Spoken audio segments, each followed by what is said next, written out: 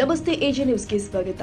ಹಳಿಯಾಳ ದಾಂಡೇಲಿ ಯಡೋಗ ಗ್ರಾಮದ ಮುಖ್ಯ ರಸ್ತೆಯಲ್ಲಿ ಒಡೆದ ನೀರಿನ ಪೈಪ್ಲೈನ್ ಬೃಹತ್ ಕಾರಂಜಿಯ ರೂಪ ಪಡೆದ ಸ್ಥಿತಿ, ವಾಹನ ಸವಾರರ ಹದಗೆಟ್ಟ ಪರಿಸ್ಥಿತಿ. ದಾಂಡೇಲಿಯಿಂದ ಹಳಿಯಾಳಗೆ ಹೋಗುವ ನೀರಿನ ಪೈಪ್ಲೈನ್ ಒಡೆದು ಬೃಹತ್ ಕಾರಂಜಿ ರೂಪ ಪಡೆದ ಸ್ಥಿತಿ, ವಾಹನ ಸವಾರಿಗೆ ಸಮಸ್ಯೆ ತಂದ ಘಟನೆ ಹಳಿಯಾಳ ತಾಲೂಕಿನ ಯಡೋಗ ಗ್ರಾಮದಲ್ಲಿ ಜರುಗಿದ್ದು, ಕೂಡಲೇ ಸ್ಥಳೀಯರು ಸಾದಿಕ್ ಮುಲ್ಲಾ ವರದಿಗಾರರು ಎಜೆ ನ್ಯೂಸ್ ಕನ್ನಡ ವಾಹಿನಿಗೆ ಮಾಹಿತಿ ಕೊಟ್ಟಿದ್ದಾರೆ.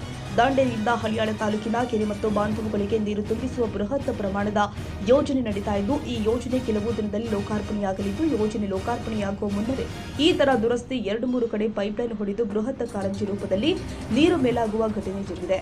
ವಾಹನ ಸವಾರಿಗೂ ಪರಿಸ್ಥಿತಿ ಹದಗೆಟ್ಟು ಈ ಒಂದು ನೀರಿನ ಪೈಪ್ಲೈನ್ ದುರಸ್ತಿ ಮಾಡಲಾಗಿದ್ದು, ಕೂಡಲೇ ಸಂಬಂಧಪಟ್ಟ ಇಲಾಖೆಯವರು ಅಗತ್ಯ ಕ್ರಮ ಕೈಗೊಳ್ಳಬೇಕಾಗಿದೆ. Sadiq Mulla, AJ news, Dandeli.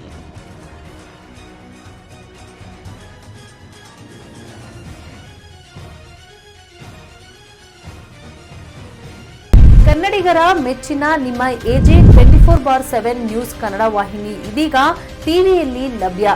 ವೇಳೆ ನೋಟಿಸ್ ಕೊಟ್ಟಿದ್ರೆ ವಾಪಸ್ ತಗೋತೀವಿ. ಇವತ್ತು ವಕ್ಫ್ ಪ್ರಾಪರ್ಟಿ ಅಂತೇಳಿ ಬರ್ತದೆ ಅಂತ ಹೇಳಿದ್ರೆ ರೈತರು ಬೀದಿಗೆ ಬಂದ್ರೆ ಏನ್ ಮಾಡ್ಬೇಕಾಗತ್ತೆ? ಯಾರು ವೋಟ್ ಹಾಕಿಲ್ಲ ಅಂದ್ರೆ ಗ್ಯಾರಂಟಿನೆಲ್ಲ ಸ್ಟಾಪ್ ಮಾಡ್ಬಿಡ್ತೀವಿ.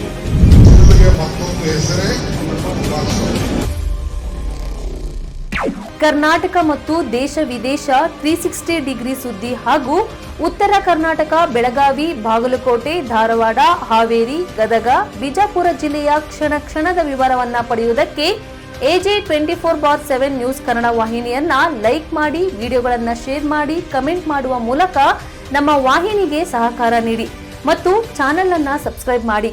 ಧನ್ಯವಾದಗಳು.